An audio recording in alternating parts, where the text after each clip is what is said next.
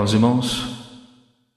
A nossa parte temos tido esse encorajamento da parte do Senhor de compartilhar com os santos nesse tempo sobre essa questão dos espetáculos.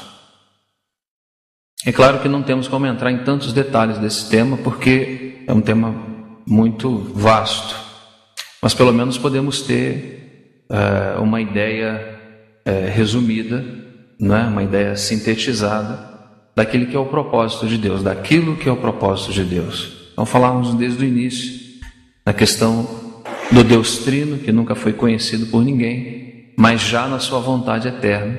Quando nós abrimos a carta de Paulo aos Efésios, nós observamos que Ele é um Deus que ainda na eternidade, mesmo sem ser conhecido, desejava ser conhecido. Então chegamos no momento no tempo onde Ele começa a dar um testemunho de si, mas não ainda aquele testemunho que Ele gostaria de dar. Ainda é um testemunho relacionado ao seu poder, à sua essência divina, não é? É aquele testemunho que aparece no Antigo Testamento, né, do Todo-Poderoso. Nós vimos isso. Mas quando nós chegamos no Novo Testamento, nós vamos observando que um passo além, um passo a mais da revelação é dado. Se Deus deu ênfase no Antigo Testamento acerca da sua divindade, do seu eterno poder e glória, no Novo Testamento Ele descortina para nós aquilo que estava no seu coração na eternidade, que é mostrar, exibir o seu Filho. E Ele não quer fazer isso, também é desejo do coração. A criação passa a ter todo sentido por conta disso, né? Não há nenhum outro sentido na criação. Por isso que lá em Mateus capítulo 5, né, quando o Senhor mostra aquele princípio do sal da terra, né? Vós sois o sal da terra. Se o sal for insípido, né, com que se há de salgar? Se ele perder o gosto, não faz mais sentido. Então ele tem que ser jogado fora e vai ser pisado pelos homens.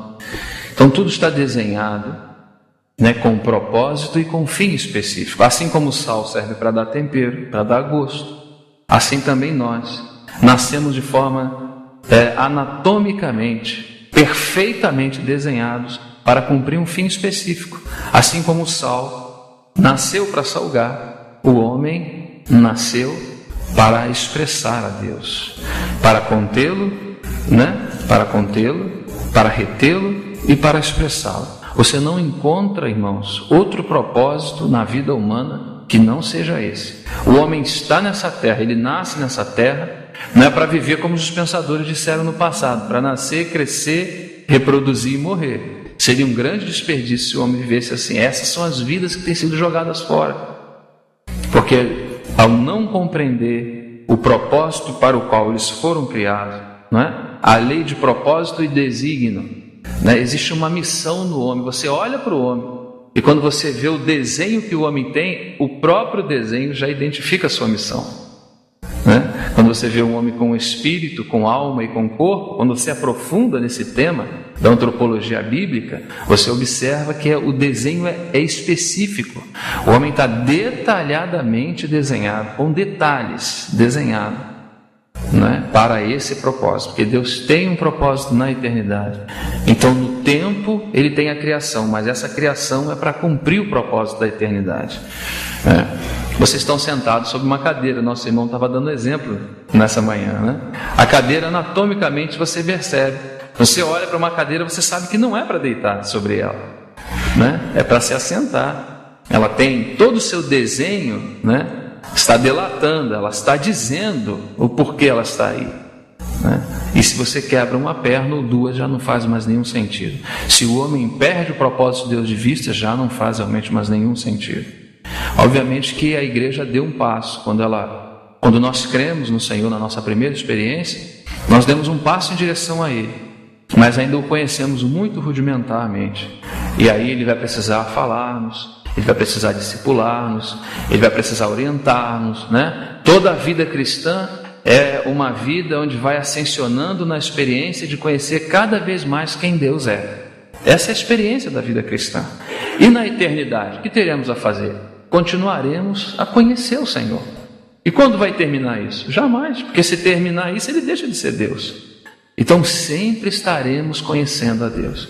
Essa é a suma, né? Ou esse é o suprassumo do propósito de Deus em relação ao homem no aspecto relacional. Nós teremos toda uma eternidade onde não teremos mais aspectos doutrinários, não faça isso, ou deixa de fazer aquilo, né? Questões essas e questões aquela, problemas, pecados, essas questões não existirão mais no novo céu e na nova terra. E o que existirá então por toda a eternidade, onde estaremos para sempre com Deus? Onde haverá apenas Deus e o seu povo, ou um relacionamento que Ele começa querendo nos treinar aqui no tempo, um relacionamento que vai se dar por toda a eternidade. Irmão, nós precisamos meditar nisso. Nós precisamos meditar que o chamamento que nós temos, ele é acima de tudo relacional. Hoje é necessário ainda mais do que nunca esse relacionamento, porque à medida que vamos nos relacionando, vamos entrar naquele princípio de imagem e façamos o homem a nossa imagem conforme a nossa semelhança. Imagem e semelhança. Vamos ter que ver esse princípio, por quê? Porque imagem e semelhança, como nós estávamos falando, há uma necessidade de se expor à imagem, e para se expor a essa imagem, Deus não pode contar com o homem, Deus precisa chamar o homem para a sua presença, estar com o homem, viver com o homem, conviver com o homem, e à medida que você vai olhando a Deus, você vai se identificando com Ele. Nós podemos dar exemplo das nossas esposas. À medida que nós vamos avançando nos anos de casamento, você vai observar que ela vai começando a aparecer com você. Você já viu sua esposa tendo alguns jeitos, algumas coisas que fazem lembrar aquilo que você também faz? Você já identificou isso? Isso é relacionamento. O relacionamento faz com que um comece a parecer com o outro. Não é? Então, se nós formos falar do propósito de Deus e nós não tocarmos na quinta essência do assunto, nós estamos perdendo nosso tempo. Todas as escrituras estão aí para nos ensinar, não é? Todo o trabalhar do Espírito Santo através dessas escrituras, o tempo, as circunstâncias moldadoras que nos trabalham também e que nos moldam também, tudo está aí. Mas tudo fica sem realidade se nós mesmos não somos ganhos para Ele mesmo, ainda que cada um na sua própria experiência individual, porque o coletivo não começa a ser coletivo por coletivo. Né? A igreja é o coletivo dos indivíduos, não dos individualistas, mas dos indivíduos. Então todos nós, evidentemente, precisamos ter essa experiência, né? De sermos cada vez mais atraídos após Ele, né? Essa experiência que começa aqui, para que aqui seja dado no tempo, na era da graça, esse testemunho de quem Deus é. Mas também no reino, também esse testemunho prossegue, precisa continuar a ser dado. Você vê que isso é tão sério, nós não entramos nos aspectos relacionados ao reino, mas essa palavra está intimamente relacionada ao reino, porque as saídas de Deus, elas geram o reino na igreja. O trabalhar de Deus, o fim da edificação da casa, o objetivo da edificação da casa é para um testemunho no tempo, mas não só no tempo. Nós somos introduzidos, os vencedores são introduzidos, não na eternidade, a eternidade onde todos estarão um dia, não é? Mas antes da eternidade futura, nós observamos que Deus quer introduzir, não é? Deus, essa proposta que desde o Antigo Testamento sempre se viu. Deus quis introduzir os pães da sua proposta nessa sociedade em todos os tempos, não dessa só, mas em todos os tempos. Mas o homem conseguiu o marxismo, o homem foi atrás do capitalismo, da democracia, do socialismo. O homem conseguiu tantos planos, mas o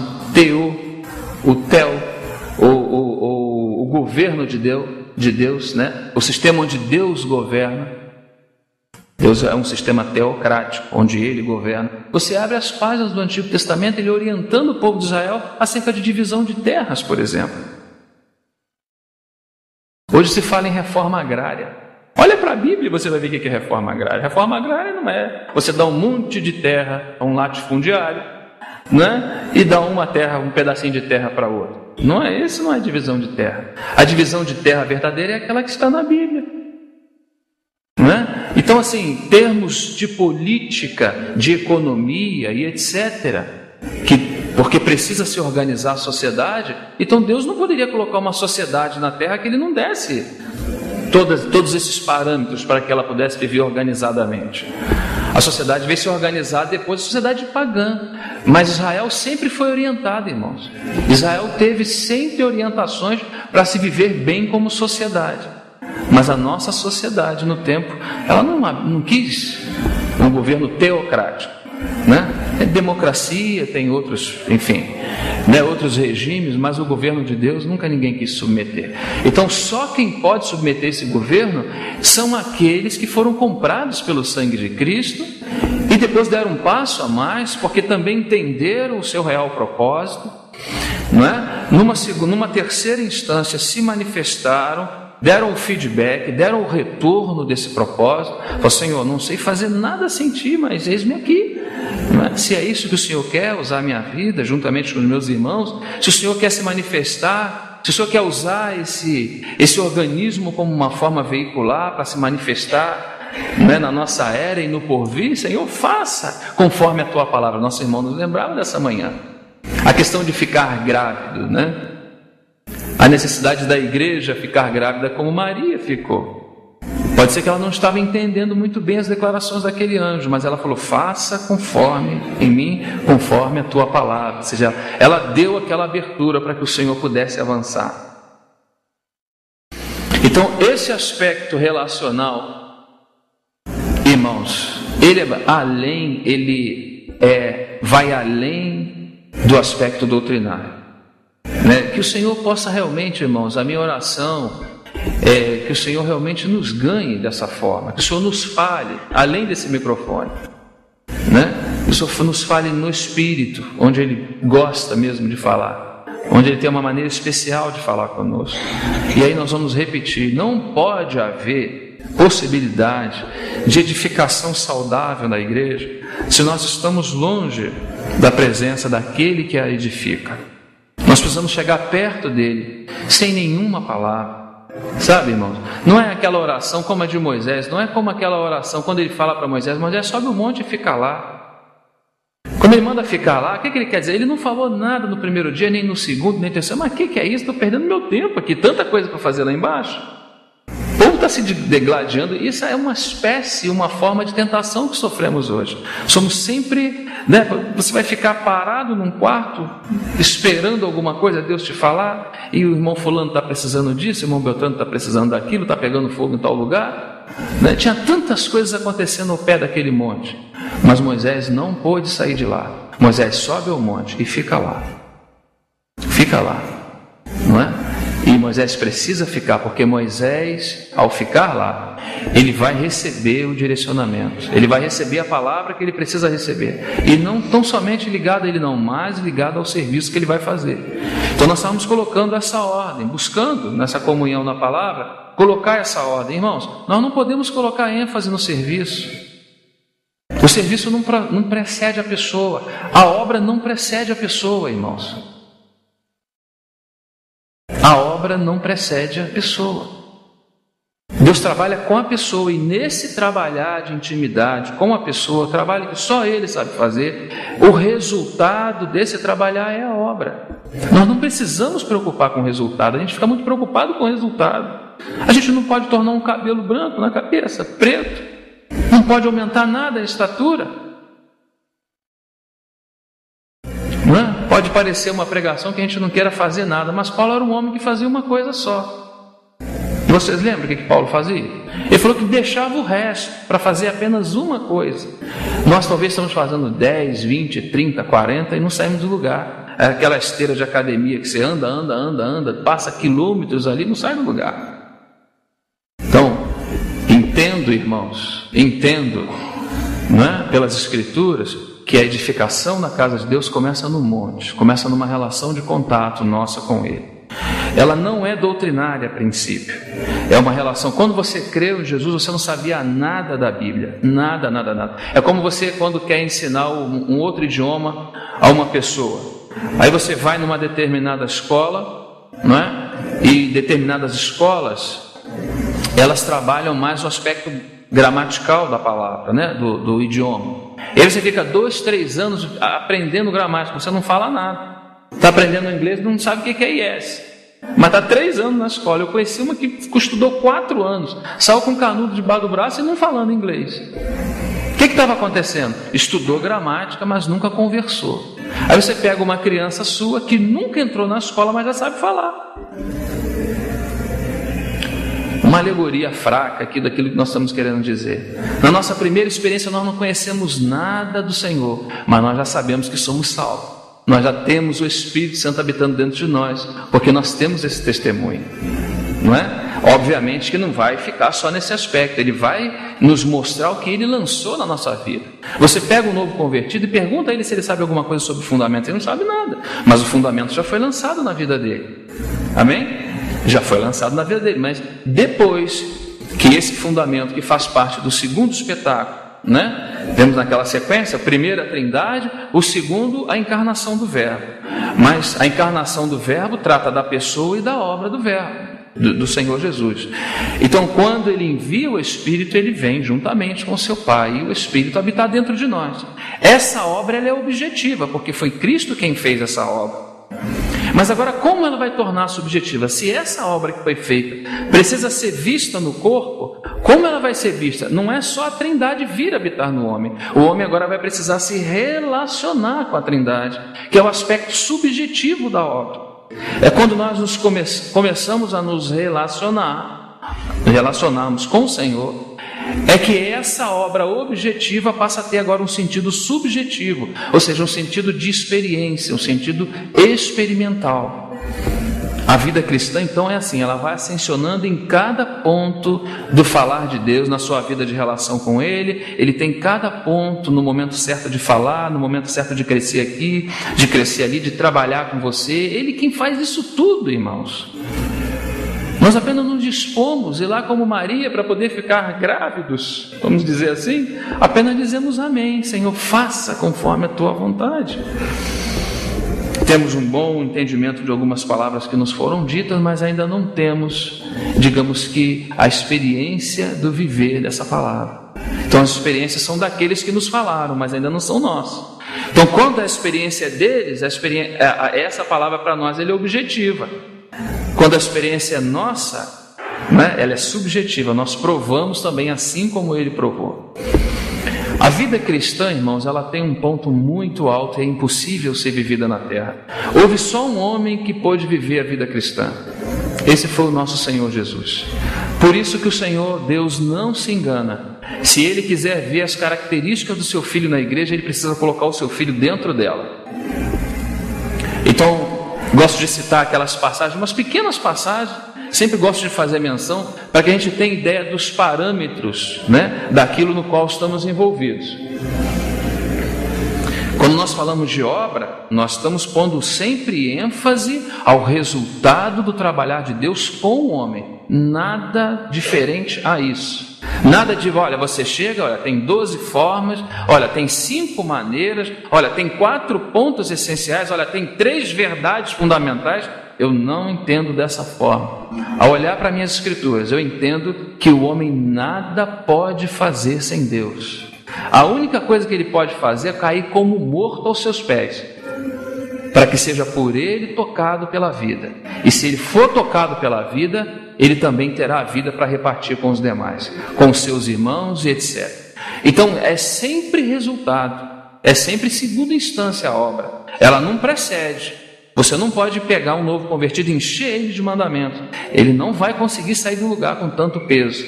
Vai lhe faltar a experiência do viver nessa realidade. Ele vai precisar entender ainda um longo caminho, das vezes que ele sai desse caminho e que ele aparece nele mesmo, né? Às vezes das decepções. Quantas lições nós vamos aprendendo ao longo da caminhada e vamos entendendo que na verdade estamos aprendendo uma coisa só: abrir mão de nós mesmos e permitirmos que o Senhor, aquele que é poderoso para fazer além do que pedimos e pensamos, esse que é o poderoso Deus para nos edificar em Cristo, é esse quem vai fazer a sua obra. Depois, numa segunda instância, realmente ele chama Moisés, né? Ele chama Josué, ele chama Paulo, né? Ele chamou seu próprio filho. Todos têm um chamado para participar, mas não podemos perder esse primeiro ponto de vista. Primeiro deve ser individual essa experiência, para que também ela seja coletiva. Não pode ser de 2, 3 irmãos na igreja, porque Deus não busca 2, 3 espirituais. Deus quer um corpo para a manifestação da sua graça, do seu Filho e da sua multiforme sabedoria, não é? Então, às vezes nós somos subjetivos em relação a isso. Você já fala, bom, se o irmão fulano que está à frente, ele deve estar fazendo isso bem. Mas se ele está fazendo isso bem, não há tanta necessidade assim. Irmãos, se quisermos nós temos que começar a pensar a nível coletivo. E se você quiser pensar a nível coletivo, para que haja efetividade da vida de Deus na igreja onde você congrega, você precisa entender isso. Você tem participação fundamental, individual nesse processo. O coletivo, irmãos, ele é o coletivo dos indivíduos. Você não pode olhar para a igreja e querer o resultado dela. Vai precisar começar por você mesmo. Precisa começar por mim mesmo, não é? Então essa é a experiência que começa com você, que você cresce nela, que você cresce nesse relacionamento, nessa vida, que você cresce nessa graça, começa a conhecer o Senhor. Você antigamente ouvia falar sobre Ele, agora os seus olhos começam a vê-lo, ainda nas experiências mais fundamentais, elementares, mas que são necessárias. Não estamos falando das grandes experiências, mas aquelas pequenas que o Senhor conhece, só Ele você conhece na sua relação, não é? Então essa precisa ser primeiramente a nossa ênfase, irmãos. Não é? Nós precisamos, vamos colocar assim, aquilo que Paulo falou para Timóteo: cuida de ti, Timóteo, e da doutrina. Cuida de ti. Você quer ver um coletivo forte? Cuida de ti. Não, mas daquele irmão fulano, então nós está cuidando do outro, e essa não é a forma adequada de cuidar. Cuida de ti. Se cada um de nós cuidarmos nesse aspecto que eu estou me referindo, não é um aspecto egoístico, nós estamos vendo o resultado para o corpo, não é? Então, se cuidarmos de nós dessa maneira, quantas vezes, irmãos, vocês acham que nós estamos num monte de coisas numa avalanche, muitas vezes, de problemas e de dificuldades? Por quê? Isso tudo é bênção, irmãos. É que nós não entendemos ainda isso. Mas essas são as formas que Deus está utilizando para nos atrair para Ele, não é? Então, quando você está, às vezes, nós ficamos doentes, por exemplo, e a única coisa que passa na nossa cabeça é azeite e presbítero. Mas não há um cuidado em entender que Deus permite as circunstâncias, não é? Ele é o Deus que permite as circunstâncias, e através dessas circunstâncias moldadoras é que Ele faz com que algo mais do seu Filho seja formado em nós. Precisa haver uma resposta para o teu problema, não precisa, irmão? Em quem você vai ter que confiar quando ele é difícil? Tem os problemas que você consegue resolver rapidamente, mas tem aqueles que o Senhor fala: aqui nós vamos nos encontrar, e Ele marca um lugar contigo. E o lugar é aquele problema que foi criado, que foi permitido, né? E aí quando nós vamos a Ele, nós fomos aos irmãos, nós fomos ao presbitério, nós fomos aos anciãos, nós fomos em tantos lugares, agora só nos resta o Santíssimo. Então nos achegamos a Ele, e quando nos achegamos a Ele lá, irmãos, esse é o lugar, irmão, que ninguém está nem interessado em ouvir essa conversa, é só você e o seu Senhor lá. E é lá, irmãos, é lá que vai sair a palavra, é lá que Ele vai falar para você o que Ele precisa falar para você, é lá que você vai entender o que Ele tem para te dizer, é lá, você e Ele e você. É nessa comunhão com Deus que você vai crescendo. Você cresce doutrinalmente também, mas é nessa comunhão é que você efetivamente vai crescendo. Então a vida cristã, ela está repleta dessas situações. Muitas situações acontecem na nossa vida, e em todas elas o Senhor está falando a mesma coisa para nós: não é possível você viver tal vida. O meu propósito eterno não é só você identificar o que tem que ser feito e procurar fazer. Meu propósito eterno é revelar o meu Filho através de vocês. Eu nunca fui visto por ninguém, usando as minhas palavras, não são canônicas. Eu nunca fui visto por ninguém. Desejei me manifestar à criação, a principados e potestades. Vou dar a eles um testemunho do caráter que eu tenho. Eles vão ver coisas que eles nunca viram em mim, e eu vou usar vocês para que eles vejam isso. Então você viu qual é a nossa participação nesse processo? Nós somos apenas como um cano d'água onde ela passa e flui, não é? Precisamos apenas não estar obstruídos para que ele passe. Então a vida cristã tem um nível muito alto. Mateus, lá no capítulo 5, versículo 48, quando ele fala de perfeição, ele nos estipula o padrão de perfeição: sede vós perfeitos, o quê? Como é perfeito o vosso Pai que está no céu. A perfeição que é vista na igreja é estabelecida pelo padrão: assim como é perfeito o vosso Pai, assim também sede vós perfeitos. Você chega em João e lá fala de unidade. Outra coisa que ninguém pode produzir são frutos. que aparece na comunhão e na vida da igreja, ou o fruto, singularmente falando. E lá fala o que em João 17, na oração, quando o Senhor está falando com o seu Pai? Ele disse, que eles sejam um. Pai, que eles sejam um. Um como? Assim como, Pai, Tu és em mim e eu em Ti, que eles sejam um em nós. Se não houver ligação com a Trindade, não é? E não vier da Trindade essa unidade, não existe outra unidade. Não estamos falando de ecumenismo. Tem gente que acha que juntar as denominações vai dar certo. Pode sair briga e até morte. E não só as denominações, todos nós juntos. Porque essa é uma questão do velho homem. Deus não está juntando coisas dessa forma. A unidade que Ele quer ver na igreja é a unidade que está entre o Pai e o Filho. Amém? E que é vista a nós por meio do seu Espírito. Quando fala de perdoar, lá em Colossenses 3,13, por exemplo, o que diz lá? Assim como Cristo vos perdoou, assim façais vós também. Esse é um modelo de perdão. Você tem que perdoar o seu irmão assim como Cristo te perdoou. Assim como Cristo te perdoou. Vê que vida elevada que nós temos? Aí a gente corre para dizer, Senhor, eu não tenho fé. Eu não tenho fé para perdoar. A gente corre porque é pesado. E ele continua dizendo em vários outros textos, quando ele fala sobre amor, por exemplo, em Efésios capítulo 5. Eita, cana pesada essa que bate nos maridos. Tem misericórdia, Jesus. Essa questão de amar as esposas, amar as mulheres, assim como. Está o padrão. Está o padrão, Deildo? Assim como Cristo amou a igreja. É assim que você tem que amar a sua esposa. É só isso. Se você acha que pode viver isso, segue em frente, filho. Se você acha que está difícil, cai de joelho e pede graça e misericórdia. Ele vai te usar. Ele vai te dar graça e vai te repartir o que é necessário para que você possa amar a sua esposa. Porque se é um mandamento, obviamente Ele vai dar a condição de fazer. Agora, irmão, não vamos entrar com o humanismo, que não dá para mim e acho que para vocês também não. Ficar forçando o barra para ficar vermelho não vai valer a pena.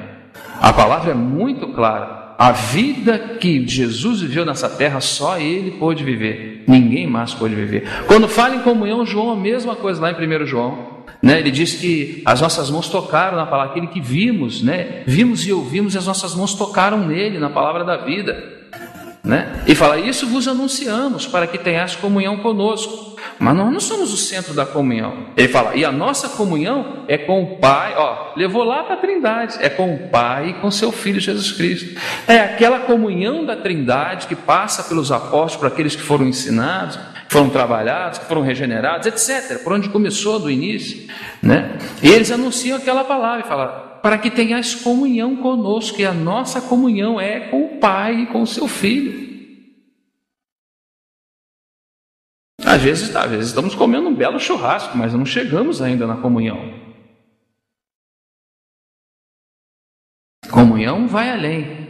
Então pode parecer que o irmão Rogério está espiritualizando muita coisa, botando a coisa num nível muito alto, e agora ninguém vai poder tocar com o dedo. Melhor do que fazer aquele trabalho dos judeus com os prosélitos, de encher as costas das pessoas de carga e não conseguir tocar com o dedo. Jesus denunciava isso. Então, irmão, só existe uma forma, uma maneira para que o propósito de Deus seja realmente efetivo. Essa é a palavra. Seja efetivo na vida da igreja. O primeiro item, o primeiro aspecto está relacionado a essa questão relacional. É a questão relacional. Nós ganhamos é dele, irmãos. Quem que nos reparte essas questões são ele. Entenda uma coisa.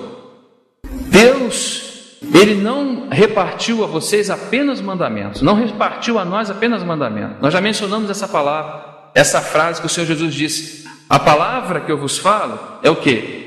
Elas são o quê? Espírito e vida. Nós que às vezes pegamos como mandamentos, mas não são só mandamentos. Espírito e vida. Então entenda bem uma coisa. Ele não deu para você um pacote, aí você abre o pacote e você vê o que tem que fazer e procura fazer com fidelidade. E quando você termina de fazer, ele vai bater palma para você. Essa é a vida do Antigo Testamento. E por isso houve a necessidade do Antigo Testamento vir primeiro. Porque Deus precisava mostrar para o homem que não haveria possibilidade nele, de corresponder-se com Deus num nível tão alto de propósito. O Antigo Testamento é dado primeiro por isso. O que o Antigo Testamento vai nos falar de forma resumida? Que não é possível o homem agradar a Deus. Diz que nenhum homem foi justificado pelas obras da lei. Só o Senhor pode cumprir toda a lei. E aí, quando Ele veio habitar em nós, essa realidade do Espírito em nós é que nos faz cumprir a lei também. Aquele que cumpriu a lei é aquele que está dentro de nós. Então, claro que nós não estamos nos voltando para a lei mosaica, vendo os ritos, separando isso, separando aquilo, né? E vamos cumprir. Nós não estamos fazendo isso. Mas, irmãos, muitas vezes nós usamos o princípio no qual eles se moviam para fazer isso. E a grande luta do Antigo Testamento era da justiça contra a injustiça. A grande luta do Novo Testamento mudou o regime, a cruz mudou o regime. A cruz de Cristo mudou o regime. Então, no Antigo Testamento, a luta era da justiça contra a injustiça. Né? Tudo que era injusto precisava ser de alguma forma denunciado. Né? Denunciado e disciplinado. Então, se você tirou um olho do seu irmão, também você vai perder. Era dessa forma, justiça contra a injustiça. O Novo Testamento é a luta da justiça contra a justiça. É a luta da justiça de Deus contra a justiça do homem. Deus precisa estabelecer o seu trabalho, a sua obra, né? O seu propósito eterno na criação e tem dificuldades nesse aspecto. Qual aspecto? Porque a criação de Deus, o novo homem, ainda assim, por assim dizer, a igreja ainda tem dificuldade de entender o que precisa prevalecer na casa de Deus é a justiça de Deus em Cristo Jesus, não a justiça própria, não a justiça. Bom, irmãos, e a irmã Jenny Goião falava isso com muita propriedade. Ela dizia que muitos de nós iríamos realmente descer ao túmulo cheios de justiça própria, cheios de amor próprio. Isso é uma coisa terrível. Está na carne, é inerente ao homem. O homem nasce com isso. Não é concebível a mente humana receber um benefício e não dar nada em troca. Ele não concebe isso, né? Ele sempre se sente no direito e na obrigação de entregar alguma coisa em troca. Por isso que Davi dizia: que darei eu por tantos benefícios que tem me dado, Senhor? Eu tenho que dar alguma coisa, porque olha quanta coisa. Vou fazer uma casa. Vai fazer, vou te dar as medidas, hein? O céu é o meu trono e a terra é o estrado dos meus pés. Obviamente que Davi não iria fazer casa, porque isso ia pertencer a Salomão. Mas vou te dar as medidas, fica bem encaixado nesse entendimento. Não é que a gente quer dar alguma coisa e, bom, vou fazer um castelo de ouro, tudo de ouro, 24, hein? Vou fazer do melhor ouro que tiver por aí, vou cravejar de pedra, etc. Porque para Deus você quer fazer a melhor coisa. Mas as medidas dele não cabem dentro daquilo que você está querendo dar a ele. Então, como precisamos de visão clara, irmãos, do propósito de Deus, daquilo que Deus está fazendo conosco, não é? Então, a vida cristã, voltando nesse ponto, a vida cristã não é possível ser vivida na terra.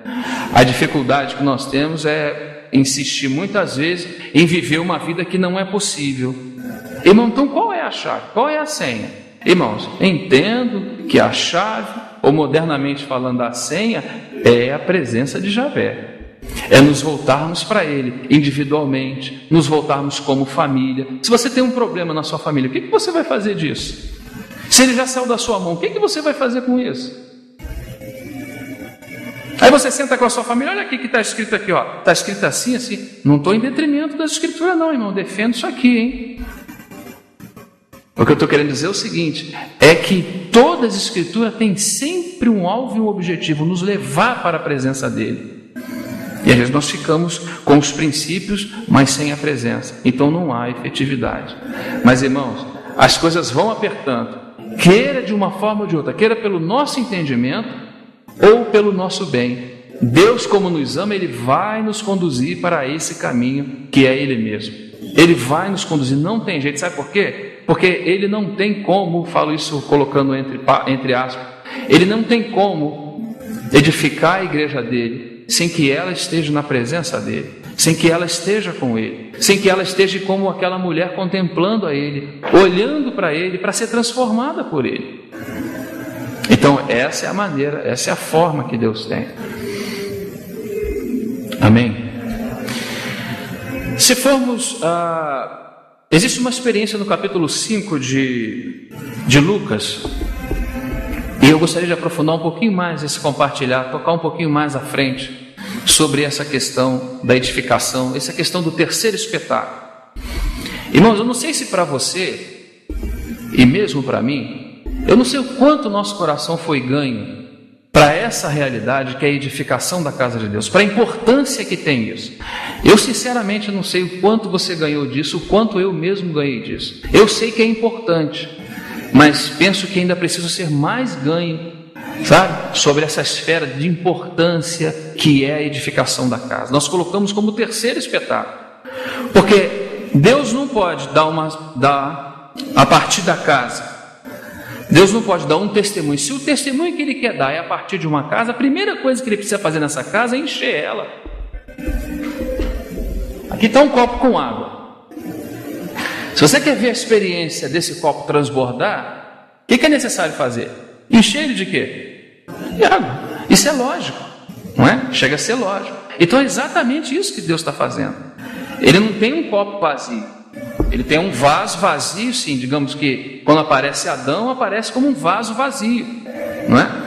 Para fazer uma boa escolha, para tomar a vida em forma de alimento, quando tocasse na árvore da vida. Ele fez uma outra escolha. Mas novamente essas duas árvores estão diante de nós. Misticamente estão diante de nós, para fazermos novamente escolhas. E qual é a nossa escolha? Você vai seguir aquele caminho das coisas que estão certas e das coisas que estão erradas? Será que é esse o caminho da vida cristã que Deus deixou para nós? Olha, tem duas árvores diante de você, assim como estava diante de Adão, né? Antes da queda, vocês ficaram depois da queda, mas o filho já foi dado e esse problema já foi resolvido. Estou me referindo agora sobre edificação.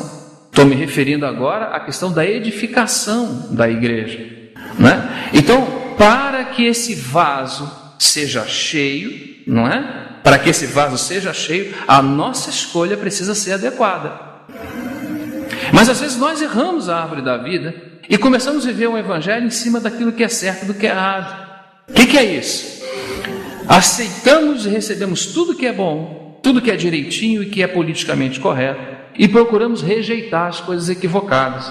Não podemos xingar palavrão, não podemos fumar cigarro, não podemos beber, não podemos tal. E fazemos uma série de exigências que são inclusive reais e bíblicas. Mas chamamos isso de cristianismo. Esse é todo o problema. Se você fizesse isso e chamasse de catolicismo, de budismo, de hinduísmo, eu fecharia com esse pensamento. Mas isso não é cristianismo. Isso não é cristianismo. Cristianismo é Cristo vivendo em nós. Cristianismo é Cristo vivendo em nós. E para que Cristo viva em nós, precisamos ser encontrados nele. Então temos que fazer a escolha certa agora, irmão. Não vá atrás da sua justiça própria. Não conceba a ideia de que você pode fazer as coisas. Você pode fazer coisas relacionadas, inclusive você tem uma alma com vontade, com emoção, com sentimento. Você pode fazer as coisas relacionadas ao mundo físico, né? Você pode andar, você pode correr. Agora vou jantar? Não vou jantar agora, vou jantar mais tarde um pouco. Essas questões estão diante de você. Me refiro às questões mais essenciais da vida, relacionadas à questão da edificação para a manifestação do mistério que em todo o tempo esteve oculto em Deus, que tudo criou. E que agora pela igreja, essa manifestação acontece. Então, à medida que escolhemos a árvore da vida, de nos tocar e sermos tocados por ela, de nos alimentarmos dele, na presença dele, ainda começando, irmãos, isso na forma mais rudimentar. Não estamos falando aqui de questões super espirituais que ninguém pode conseguir tocar com o dedo. Não, irmãos, na nossa intimidade, irmãos, nós precisamos separar esse tempo que eu não estipulo para ninguém, mas nós juntos, cada um de nós, sabe, com essa consciência diante do Senhor, que a nossa vida cristã é Cristo, é uma pessoa, e isso é relacionável. Nós precisamos separar o nosso tempo, qualquer que seja, não sei se o seu é 5 minutos ou se é 10 horas, não quero entrar nisso. Mas queria chamar sua atenção essa noite para isso. Você não vai conseguir alcançar o propósito de Deus se você não estiver com Ele. É Ele, irmãos, a fonte que nos leva nesse caminho da verdade até a vida. É Ele. Amém? Então estamos sendo enfáticos aqui e até repetitivos, porque não tem nenhuma intenção de dar 12 princípios para um casamento feliz, 15 maneiras de tornar a vida espiritual correta. Irmãos, isso não vai funcionar. que vai funcionar vai ser nós estarmos com Ele e deixar que Ele conduza a nossa vida. Nós temos agora as Escrituras vão ter muito sentido para nós, porque quando Ele nos falar, né, Ele vai estar nos falando daquilo que muitos já vimos, outras coisas que vamos precisar ver, conectadas a outras coisas que não vimos. Falar: Senhor, quanta coisa, eu não observava nada disso. Irmão, nossa vida vai mudar 180 graus, ela vai tomar um outro direcionamento. Não é pela insistência da pregação da palavra que nós vamos ser glorificados lá no futuro, no sentido das nossas obras. Não vamos ser galardoados por ouvir muito a palavra, não é isso não. É o quanto o vaso pôde ter sido cheio. O galardão é resultado disso aqui, não é? No aspecto e na questão da obra. Então, quando você olha Lucas capítulo 5, você encontra uma experiência, ainda que não é exegética, né? Até mais filosófica, mas vamos colocar assim, que de uma forma analógica, nós podemos ver que aquela experiência de Pedro com Jesus, ela é singular nisso que nós estamos falando aqui. A primeira experiência é que eles aparecem num barco no lago de Genezaré, não é? E diz que aí bem próximo tem uns pescadores e eles estão mexendo nas redes. E diz que a multidão oprimia o Senhor, apertava o Senhor, porque queria ouvir o que ele tinha a dizer. Nesse primeiro ponto dessa analogia, nós entendemos que essa é a parte da vida mais rasa no aspecto da questão da vida cristã. Essa é a vida mais rasa que nós encontramos. Ouvir a palavra à beira de um lago. A gente é de uma região de lago, a gente sabe que à beira de lago só tem espuma, não é? Bate onda, só tem espuma. Espuma parece aquele grande volume, daqui a pouco vai embora aquilo que parecia ser real, não é? E aí também nesse quadro tem pessoas mexendo com rede, que é meio problemas, coisas que envolvem, não é? E aí aparece uma segunda instância, desenhado nesse quadro, aparece uma segunda instância da profundidade da vida cristã, quando o Senhor Jesus pede para Pedro afastar o barco para a arrebentação, para que ele pudesse falar do barco. As pessoas se espremem aí para poder falar e também, quem sabe, receber algum pão que vai sair dessa comunhão, né? E aí quando ele começa a falar, o texto já disse, né? Que quando ele começa a falar, ele começa a ensinar. A palavra ali é ensino, é didaquê. E aí nós vamos entender que numa segunda instância, a palavra não é só falada e ouvida, mas é ensinada, e existe um princípio no ensino. Você só ensina quando alguém aprende. Então, naquela vida um pouquinho mais profunda do que a beira do lago, o Senhor não só falava a sua palavra, o Senhor ensinava. O problema não estava com ele, nem na sua doutrina, nós sabemos, mas na disposição daquelas pessoas. Uma nas beiras do lago, né? Aquela coisa sem compromisso, né? Com aquilo que está ouvindo, enfim. Depois, numa segunda instância, o verbo muda para ensinar, diz que ele ensinava. E depois, numa terceira instância, algo maravilhoso acontece, quando ele pede para Pedro levar o barco para alto mar. E quando Pedro leva o barco para alto mar, nosso irmão estava lembrando nessa manhã as coisas que aconteceram por lá. Do que aconteceu por lá, algo glorioso apareceu como resultado, e é isso que eu enfatizo sempre como obra. A obra do homem é o resultado da sua relação com Deus. Essa é a obra, porque a obra que temos a fazer é a obra que nós nunca vimos antes. A obra que você tem a fazer no corpo de Cristo é uma obra que você nunca viu antes. Sabe por quê? Porque você está num novo homem. Você era um velho homem, e aí por causa de Cristo você se tornou, Ele te colocou no novo. Sabe o que é o novo? O novo é um caminho que você nunca andou antes. Não adianta você colocar sua malandragem, ou os meus truques. Eu tenho um truque aqui, eu sei como faz aqui. Não adianta. É um caminho novo que você nunca viu, você vai ter que ser conduzido por esse caminho. Então Pedro agora com Jesus vai para uma terceira instância. E no mar alto ele tem uma experiência com o Senhor, que vocês bem conhecem. Aquela questão daquela grande quantidade de peixe. Nesse momento, no alto mar, na relação mais profunda de Pedro com o Senhor, não na beira do lago e não na arrebentação ensinando, mas naquela experiência mais profunda com o Senhor. Uma coisa parece também interessante aqui, antes desse ponto, é que uma palavra é uma palavra dada à multidão na beira do lago, E na forma de ensino também ela é dada à multidão. Mas na experiência ela não é dada à multidão. Ela é dada a você individualmente. O Senhor quer falar-nos face a face. O Senhor quer falar-nos com cada um de nós. O Senhor quer nos edificar individualmente, para que haja um coletivo realmente edificado. Então, lá na profundidade do mar alto, é quando o Senhor libera a palavra para Pedro. É quando o Pedro tem muitas experiências maravilhosas ali, mas vamos destoar do nosso tema. Mas quando Pedro vê tudo aquilo acontecer, acontece também, depois dessa experiência, um resultado. Lembra qual é o resultado? Pedro vai usar a palavra Kyrios. Ele fala: Senhor, afasta-te de mim, porque eu sou um pecador. Pedro recebeu duas grandes revelações. E aqui está a ênfase também do nosso ensino, irmãos. Não é? Esse é o lugar onde somos revelados de quem Ele é. E esse também é o lugar que nós somos revelados quem nós somos. Essas são as duas principais colunas na questão do conhecimento de Deus. Alguém que diz que conhece a Deus, mas não conhece a si, não conhece a Deus como convém. Quando você tem o conhecimento de Deus, é como uma luz que brilha sobre você. Você vai ver quem você é. Não é? E você imediatamente você vai observar que acontece uma coisa impressionante nessa questão da vida ascensional, na relação da edificação da casa. Você conhece um pouco do Senhor e o Senhor mostra um pouquinho de quem é você e você se espanta. E aquelas partes que foram reveladas de você, aquelas partes terríveis que você achava que era a última bolacha do biscoito ou era a última Coca-Cola do deserto, você agora vai ver que aquilo é terrível. E você não vai querer nem olhar mais para aquilo. Então você agora vai querer um pouquinho mais do Senhor, porque você sabe que se você tiver um pouquinho mais dele, novamente você vai ter mais um pouquinho de você mesmo. E nessa caminhada um vai diminuindo e o outro vai crescendo.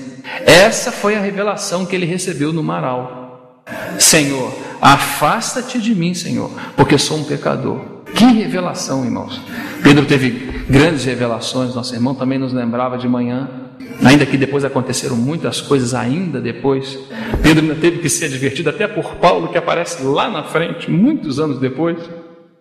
Mas ele nos ensina muitas lições, né? Então, mais uma vez, vai ficando claro para nós que essa experiência, ela vai ascensionando, o Senhor vai nos levando, e chegando no momento onde as coisas começam a acontecer. E no final dessa experiência entre Jesus e Pedro, o Senhor fala algo maravilhoso para Pedro. Ele diz para Pedro que agora em diante, vocês lembram dessa passagem?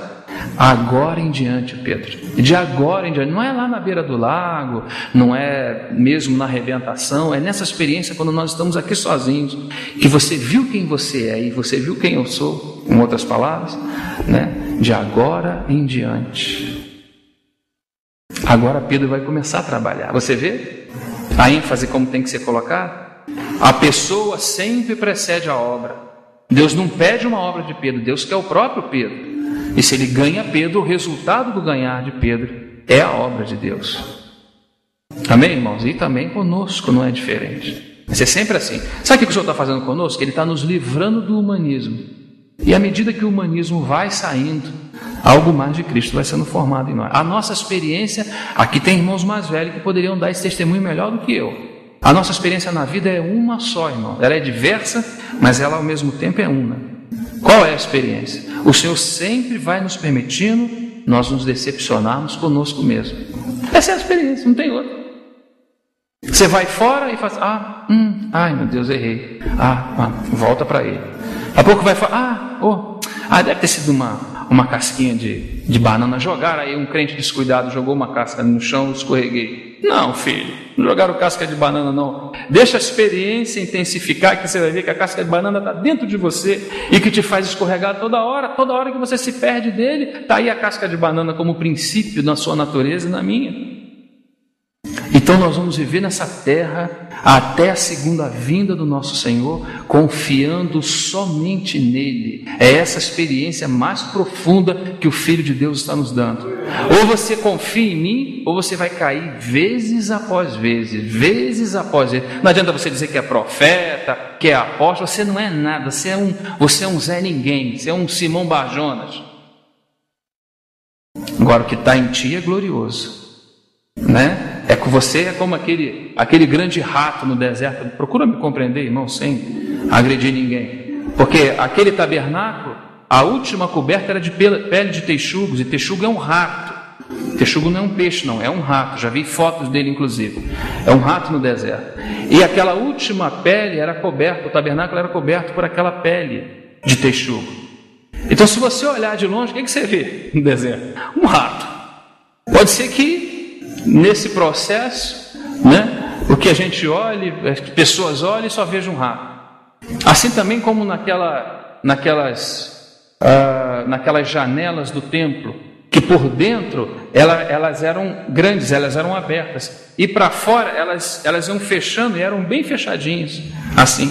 Então quem está dentro do templo, olha lá para fora, tem visão. Eu trabalho com microscópio. Você não precisa, na ótica, você precisa de uma coisinha mínima, micro, de luz num ponto, você vê células, coisas que você não imagina. Então você está dentro do templo, você olha para fora, você consegue ver tudo fora. Mas quem está lá fora do templo e olha para dentro, não consegue ver nada, porque é pequena a visão. A visão é ampla de quem está dentro, de quem está fora não consegue ver nada. Nós estamos num período de carnaval, e alguém deve estar falando aí, não sei se naquela janela ou aonde, nessa casa ou na outra, olha para cá e vê só aquele furinho, não consegue ver o que está acontecendo aqui. Esses loucos, um carnavalzão desse bonito rolando aí fora, e estão eles aí reunidos cantando para quem, não sei. Sabe o que é isso? É aquela visãozinha pequena que não consegue enxergar o que deve estar fazendo aí dentro. Não tem ideia, mas você está aqui de fora e você está discernindo o que está lá. Você está aqui de dentro e você está vendo o que está acontecendo lá fora. E aquele grande rato, que por fora parece um grande rato, mas por dentro, e dentro efetivamente habita o Deus da glória. A arca do tesouro está dentro do lugar santíssimo, a arca do pacto, representando o Filho de Deus. Então tem a aparência de que não é muita coisa, mas por dentro habita o Deus da glória. Esses dois princípios sempre vai caminhar conosco, irmão, na vida cristã. Sempre o Senhor vai nos mostrar Ele e vai nos mostrar nós mesmos. Nos mostra Ele primeiro, porque senão a gente se esconde, e depois nos mostra Ele. Temos mais 10 minutinhos para 1h. Então vamos a Gênesis capítulo 1. Vamos comigo, vamos ler aquele precioso texto de Gênesis capítulo 1. Versículo 26.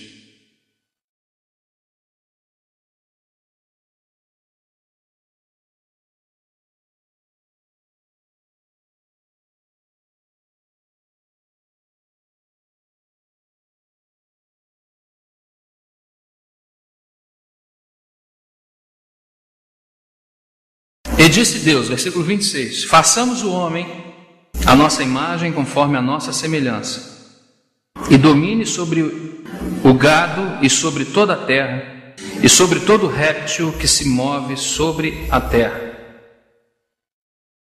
Esse texto, para mim, é um dos textos mais importantes do Antigo Testamento. Ele jorra a luz no propósito eterno de Deus e mostra o motivo pelo qual o homem foi criado. O propósito de Deus só nesse texto, você já pode ver todo o propósito, trabalhar, o desenrolar, o desenvolver, o início, meio e fim do trabalhar de Deus. Claro que depois outros textos vão esclarecer, vão dar mais detalhes, mas esse texto é muito importante, porque além do aspecto que nós estamos falando da manifestação da Trindade, tem um aspecto do reino que já é encontrado aqui. Ele diz que nos deu imagem para que pudéssemos dominar. Ele já sabia que o que se tratava, a guerra seria duríssima. E aqui nós vamos entrar nesse aspecto tão importante da casa. Muitos de nós temos consciência que Deus realmente quer edificar a sua casa. Pode ser que talvez para alguns de nós nos falte a experiência, o entendimento que a edificação dessa casa, ela acontece debaixo de guerra, debaixo de luta. Irmãos, Deus não colocou o homem sozinho na terra. Claro que ele era sozinho como homem, como natureza humana. Mas imediatamente você observa que há a presença de uma serpente.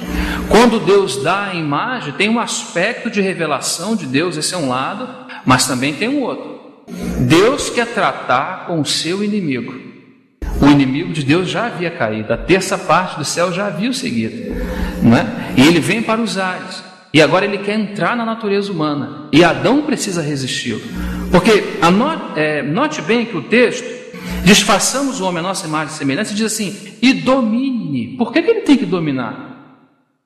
Por qual motivo teria que o homem dominar? Se ele é o primeiro habitante da terra, né, juntamente com a sua esposa, por que ele tem que dominar? Porque já existem áreas, não é, de oposição a Deus. Então, o aspecto da edificação da igreja, irmãos, também tem um aspecto, está relacionado ao inimigo de Deus que precisa ser tratado pela criação. Claro que houve o tratamento na cruz de Cristo. É Ele que nos dá a condição, porque nós como homens, ainda que coletivo, não teríamos condição de lutar contra um querubim. Não teríamos nenhuma condição. Então Ele precisa nos dar uma condição para isso. E a condição é a sua própria imagem. Então Ele nos edifica nessa imagem. É a história do Novo Testamento. Né? Porque Adão perdeu essa imagem no pecado. Ele vendeu a sua natureza. Né? Então o Senhor não pôde dar prosseguimento a esse trabalho. Ele teve agora que fazer um trabalho no seu filho. Isso fica claro. Mas entenda bem, essa palavra domínio, ela continua diante de nós. E por isso o processo de edificação ele é tão difícil. Irmão, não desmaie no processo de edificação, compreenda o que está acontecendo.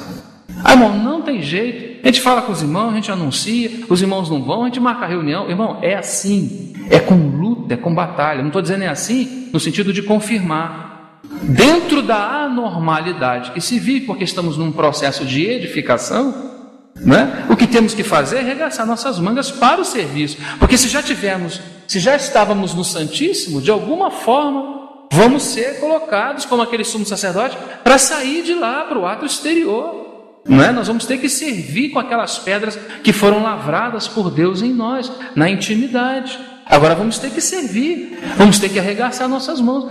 Nós não entendemos muitas vezes o processo de edificação. A gente vê os irmãos reclamando de coisas que são assim. Elas são assim, irmãos.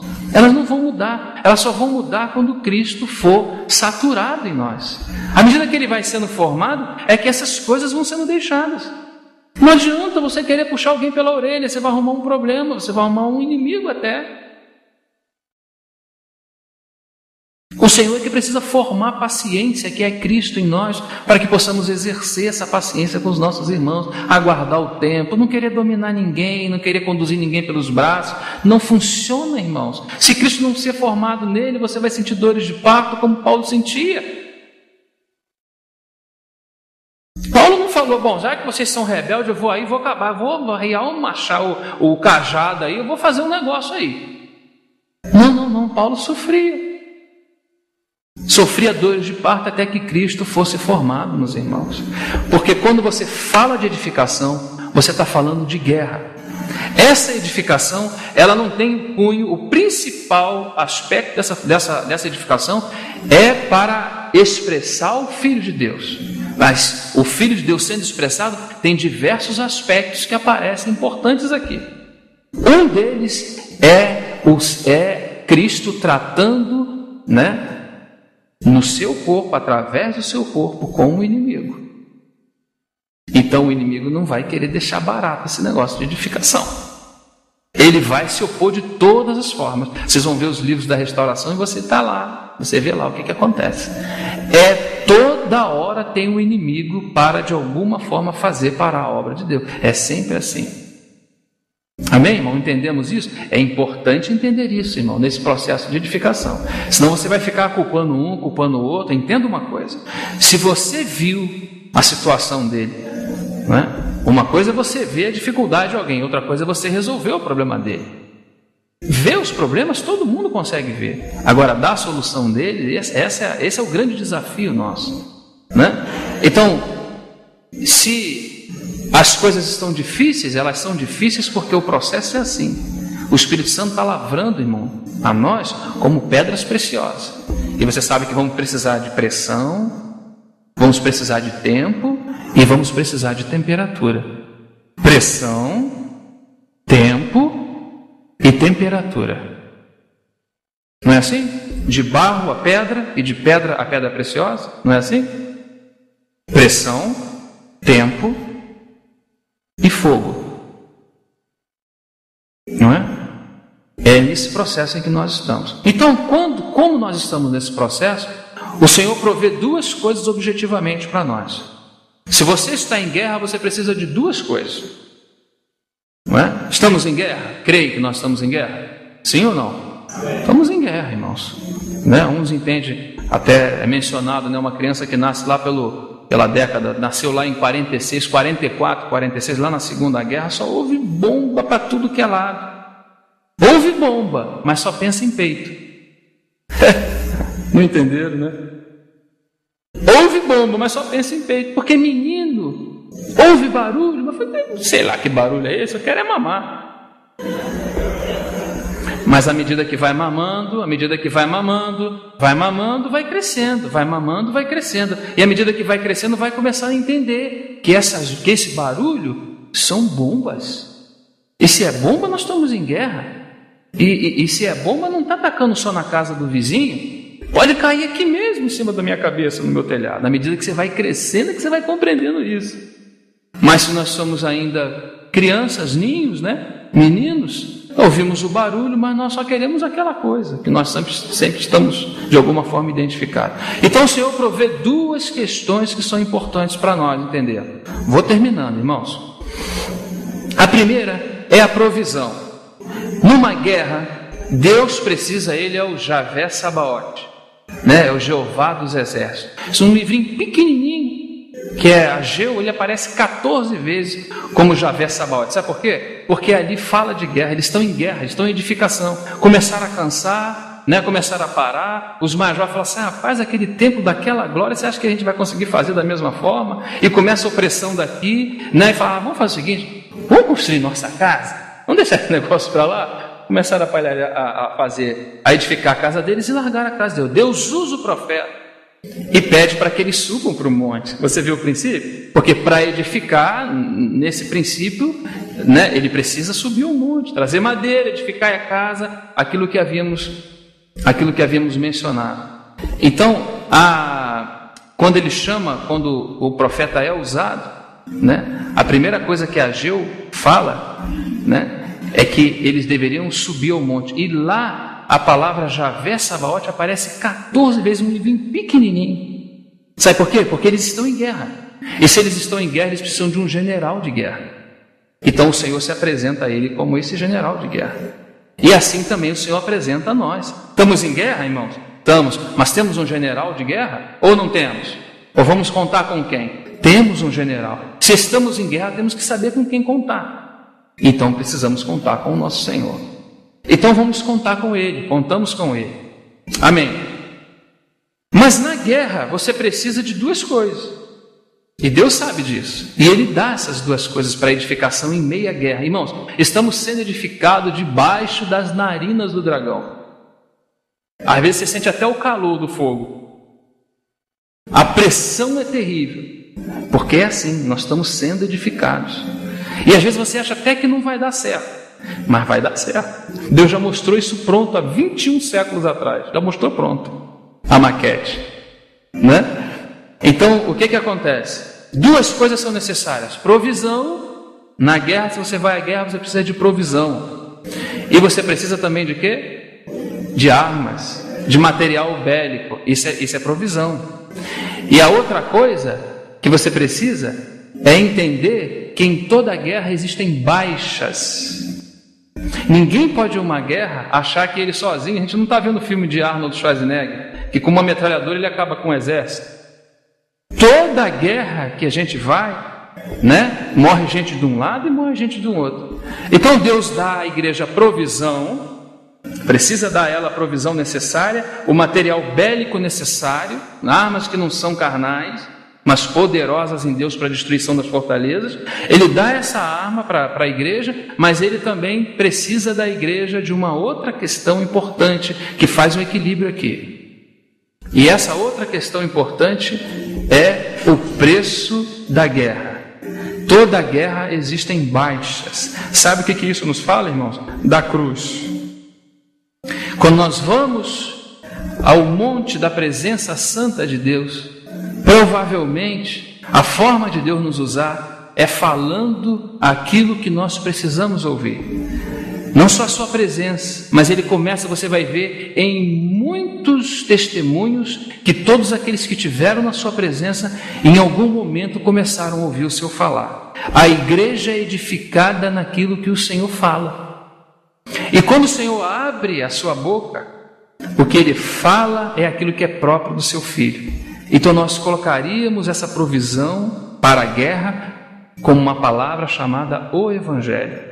Por que o Evangelho? Porque o Evangelho é tudo que diz respeito à pessoa, à obra e os ensinamentos do nosso Senhor. E Ele é a pessoa que representa o Pai. Então toda a obra que foi feita nele, toda a obra de Deus que descansa dele, agora está à disposição do corpo dele, do corpo de Cristo. E é essa provisão que nós ganhamos, que nós recebemos.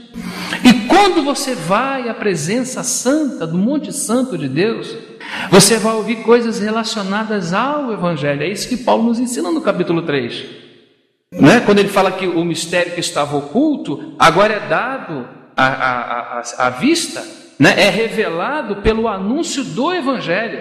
Por isso que ele fala: a mim, o mínimo de todos os santos, me foi dada esta graça de anunciar. Você vê? Ele está anunciando, de anunciar por meio do Evangelho. Olha a ferramenta que ele está utilizando para manifestar o mistério oculto. O Evangelho. Por meio do Evangelho, o quê? O que é o conteúdo? Qual é o conteúdo do Evangelho? As riquezas, ou as insondáveis, em outra tradução, as insondáveis riquezas de Cristo. Esse é o Evangelho. É isso que tem que ser anunciado, de forma mais fundamental. Agora, nós temos dois aspectos relacionados ao Evangelho, que é a provisão de Deus para a igreja. Esse primeiro aspecto, como armamento bélico para a guerra.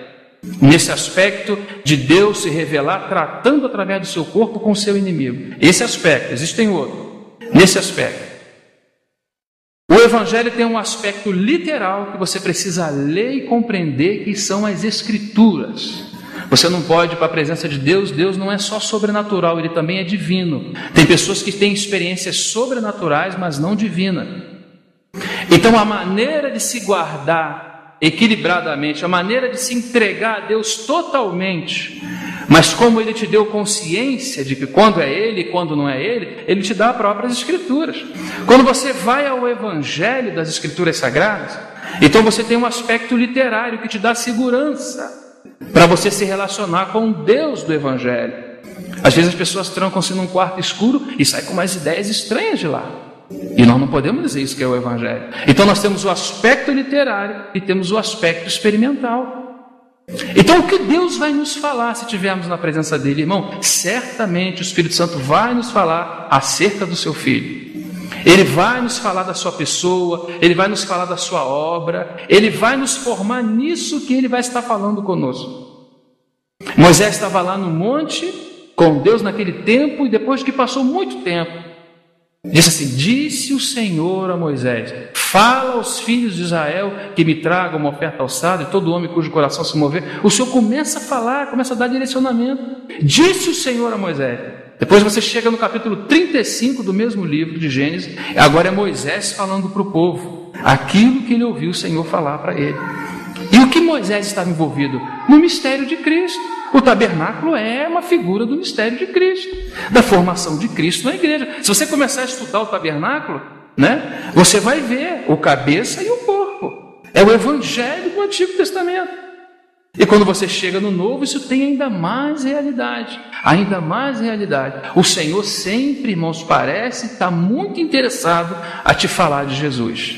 Ele te falou de Jesus na sua conversão, mas Ele sabe que na sobreedificação Ele precisa continuar te falando de quem é o seu Filho, de quem é Jesus. Amém? Não temos tempo para entrar em tantos detalhes sobre isso, mas ponha isso no teu coração, irmãos. Considere diante do Senhor. Você e eu, se formos edificados corretamente, precisamos ouvir o que o Senhor tem a nos dizer. E para que isso aconteça, só na sua presença. Ele quer repartir o seu coração com seus amigos, não com seus servos, com seus amigos. Aqueles que o coração também estão de alguma forma inflamados pelo seu propósito. Nós não vamos estar com o coração inflamado no átrio exterior pelo propósito de Deus. É na presença dele que nós vamos tomando consciência do quanto é importante o propósito dele e de quanto é também importante a nossa participação nisso. Amém, irmãos? Nós vamos entendendo na presença dele. E aí, quando na presença dele estamos, começamos a ouvir o que ele tem a nos dizer. E ele sempre fala do seu filho. Ele vai falar da obra, ele vai falar o que ele te deu. Falei, Senhor, eu pensei que eu tinha só a vida eterna. Você tem mais, você tem muito mais do que a vida eterna. Tem provisões que você não mais. Fica aqui, vou te falar. Não é? O Senhor tem sempre algo a nos falar acerca do seu filho, na literatura e na experiência. Esse é o material bélico que a igreja tem. Amém? Esse é o material bélico. Qual é a força que você tem contra o seu inimigo? Aquilo que Cristo deu para você no seu viver, na sua cruz, na sua morte, ressurreição e ascensão. É nisso aí, irmão. É isso aí que o inimigo não tem como chegar perto. É nisso que ele é derrotado. Sabe por quê? Porque a igreja não vai vencer. Ela tem dentro dela um vencedor. Alguém que já venceu. E é nesse material que nós somos edificados. Esse é o conteúdo da igreja. É um campeão, o nosso campeão. Senão vamos fazer força para vencer. Sai fora disso. Sai fora de fazer força e ficar vermelho. Crê no Filho de Deus que te foi dado integralmente. Te foi dado integralmente. Não tem nada fora para você. Mas aqui eu vou ficar descoberto. Você está totalmente coberto por Ele. Você precisa conhecer o que Ele tem para te dar. E aí, ao conhecer pela ministração do que o Senhor mesmo fala com você, você pode dizer, amém, Senhor, amém. Senhor, o Senhor me deu isso? Uma vez vi o irmão Gino falar que às vezes a gente está com $10 mil no bolso e estamos dizendo para todo mundo que estamos duro. Imagina isso. $10 mil no bolso está duro. Você pega um ônibus, não tem, porque não tem dinheiro. Está com 10 mil no bolso. A igreja é assim. É rica, essencialmente rica, pelo Deus Trino que habita nela, mas não tem consciência dessa riqueza. Por isso ela precisa ir para diante dele, para ele falar para ela o que ele, pelo seu amor, tem dado a ela. E ele forma ela nisso que ele está falando para ela. Ela vai tomando consciência, ela vai dizendo, amém, Senhor, é meu mesmo? É. Lembra da terra que tinha que pôr o pé? A terra é sua, põe o pé, filho. Ó, vou pôr. Põe. Olha, põe o pé. E quando você põe o pé, a terra é sua. Atitude de fé por aquilo que já te foi dado. Não é que você põe o pé e foi uma mágica. Não, foi dada a terra. Agora você pode pôr o pé. Não podia pôr o pé antes. Se botasse o pé, alguém arrancava a sua perna. Agora você pode pôr o pé, que o Senhor já te deu. E essa é a provisão de Deus. A outra parte vai ficar para outra vez se nós nos encontrarmos, que seria uma parte longa, mas a questão, só considerando rapidamente, a questão da cruz, irmãos, como é importante para nós. Às vezes nós recebemos muitas profecias chamadas de bênção, mas normalmente nós nunca vimos essas profecias, as profecias da cruz identificado como bênção. Profecia para a gente da cruz sempre parece ou faz lembrar de maldição, mas a cruz é algo muito abençoador, porque se temos a provisão, o lugar, essa provisão é a revelação de Deus, e essa revelação vai precisar ocupar um lugar na sua vida e na minha vida, e a maneira dela ocupar esse lugar é desocupando um lugar que está usurpando o lugar dela. A revelação sempre vai ter que entrar num espaço vazio. Então sabe o que é a cruz? A cruz é um princípio para nos fazer cair de nós mesmos. É aquilo que aconteceu em Mateus 16. Jesus dá aparece aquelas 4 grandes revelações que governam todo o Novo Testamento, que é Cristo, a cruz, Cristo, a igreja, a cruz e o reino.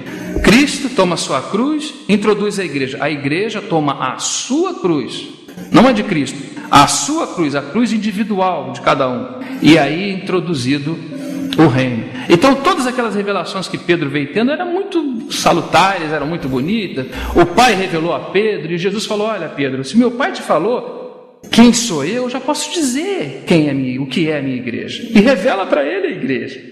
Ele recebe a revelação de quem é o cabeça e recebe a revelação do corpo. Ele recebe a revelação do mistério de Cristo. Mas quando entrou o assunto da cruz, aí saiu o velho Pedro. Porque a vontade de Deus sempre está conectada com a cruz. O Senhor Jesus precisa ir à cruz até pela causa de Pedro. Mas Pedro não entende. E ele quer impeachment o Senhor. Fala no grego impeachment. De onde sai a palavra em inglês impeachment, né? Ele quer impedir o Senhor. E aquela palavra escândalos no grego que aparece como Satanás para trás de mim, que me serve de escândalo, como diz a minha tradução, a ideia é de uma armadilha, é de uma pedra que é colocada na frente para não deixar a pessoa passar. Ele é um obstáculo. Pedro agora é um obstáculo nessa sua posição para que Jesus chegue ao seu destino. Então aquilo é tipificado como uma cruz. E para nós ela também tem o mesmo sentido. Sempre de alguma forma o Senhor vai precisar nos fazer cair. Nós sempre vamos ter que cair de nós mesmos, porque a provisão não pode entrar com o velho homem. O velho homem tem que ficar. Na guerra que nós estamos lutando para a edificação da casa, irmãos, precisa-se de provisão. A provisão é a do novo homem, é do Evangelho, é daquilo que o Senhor é e do que o Senhor fez para nós. Mas não pode ser somente isso, precisa haver as baixas. O que é a baixa? É o preço da nossa própria alma. Então nós pagamos o preço da nossa própria alma. Nele, obviamente nele. Então a revelação avança e nós ficamos. Sempre aquela pedra precisa estar diante de nós. Irmãos, a cruz não é uma teologia, eu não gosto nem de falar muito desse tema. Porque isso não é teologia. Só quem passa e come uma fatia desse bolo pode saber realmente o que é isso. Sabe? Isso não é uma coisa como aparece naquela serpente urutu cruzeiro, já viu? Tem uma serpente no Brasil que ela tem uma cruz bem na testa. Venenosíssima, uma serpente. Mas aquela cruz na testa, assim como na nossa cabeça, não vai resolver o problema da natureza da serpente. Se a cruz não descer para o espírito, para uma realidade, sabermos que é necessário, se estamos em guerra, temos que abraçar essa causa, temos que entender que vamos ser de alguma forma cortados, porque o caminho é estreito e nós somos muito largos. Se nós não entendermos isso, nós sofremos até desnecessariamente. É importante ter a revelação adequada, porque é Deus quem revela. Se você está em obra de edificação, para a manifestação do mistério oculto, esse é o terceiro e grande ponto de espetáculo que aparece no universo. Se estamos em obra de edificação, se todos os olhos da Trindade estão postos nesse trabalho, você precisa entender que nós estamos em guerra. E se estamos em guerra, nós temos que contar com provisão que foi dada da parte de Deus, mas não podemos deixar de entender e de lembrar, ou de esquecer, não podemos nos esquecer que um preço é necessário ser pago. Algo sempre de Cristo para ser formado em nós, algo sempre de nós precisa ser cortado. Mas irmãos, estamos nas mãos de um Deus que sabe fazer isso como ninguém. Se quisermos fazer isso nos nossos irmãos, vamos trazer problema. Se Deus te usar para ser uma cruz ou um processo de cruz para o seu irmão, isso é uma coisa diferente. Mas se nós quisermos manipular as coisas, achar que podemos controlar e fazer, edificar e puxar daqui e levar dali, irmãos, nós estamos no ministério do novo pacto.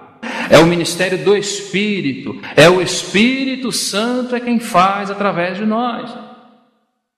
Se o Espírito quiser usar, ele vai usar e ele vai fazer. Se o Espírito quiser fazer diretamente, ele faz diretamente. Se ele quiser fazer através do corpo, ele faz através do corpo. Ele não está sujeito a nós. Nós é que temos que ser encabeçados por ele. Isso é a igreja. É a extensão de Cristo Jesus. Ela saiu do seu lar. Ninguém pode colocar as suas impressões digitais aí. Ninguém pode colocar a mão aí. Nós temos apenas que considerar e obedecer as palavras que Ele tem nos falado, contando com a graça dEle. Irmão, o Senhor possa nos ajudar, o Senhor possa nos abençoar, amém? E dar prosseguimento na sua maravilhosa obra na nossa vida. Confiamos apenas nele. Todas as nossas expectativas estão nele. Amém? Amém. Vamos orar.